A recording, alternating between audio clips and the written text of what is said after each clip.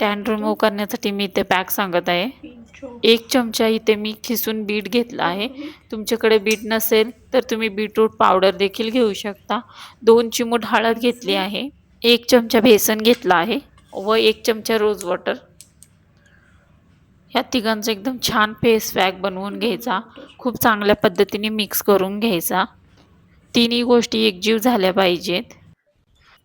तुम्ही इकडे माझ्या चेहऱ्यावर टॅनिंग बघू शकता. हा पॅक चांगल्या पद्धतीने चेहऱ्यावर लावायचा आहे.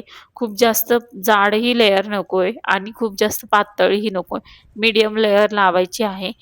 सगळीकडे तुम्ही हा डोळ्यांवर लावू शकता, डोळ्यांच्या खाली लावू शकता. ह्या पॅकचा काही प्रॉब्लेम नाही. जर कोणाला बीटरूटची ॲलर्जी असेल तर त्यांनी हा पॅक लावू नये. ह्याच्या जागी तुम्ही बटाट्याचा रस सुद्धा वापरू शकता. त्याच्याने पण खूप छान टॅनिंग निघणार आहे. सेम मेथड वापरायची, फक्त बीटाच्या जागी बटाट्याचा रस घ्यायचा. अशा पद्धतीने मी पूर्ण पॅक लावून घेतला आहे. मानेला वगैरे सगळं, मान वगैरे तुम्ही सगळी कव्हर करू शकता. हा पॅक तुम्ही आठवड्यातून एकदा लावू शकता. खूप चांगला रिझल्ट आहे याचा. स्किनला काहीच प्रॉब्लेम होत नाही. आठवड्यातून एकदा तुम्ही नक्की लावू शकता.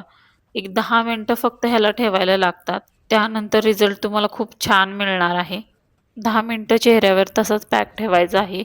नंतर तुम्ही हलक्या हाताने मसाज देऊन तो रिमूव्ह करायचा आहे. तुम्ही बघू शकता माझ्या चेहऱ्यावरची टॅनिंग किती लेयरपर्यंत कमी झाली आहे. पॅक लावल्यानंतर आपल्याला मॉइश्चरायझर नक्की लावायचं आहे. मॉइश्चरायझर लावायचं विसरायचं नाही.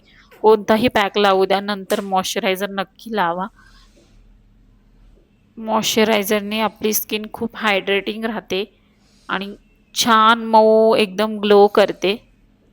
तुम्ही बघू शकता नंतर किती छान स्किन दिसत आहे. नक्की एकदा हा पॅक ट्राय करून बघा तुम्ही. तुम्हाला नक्कीच आवडेल. Bye bye.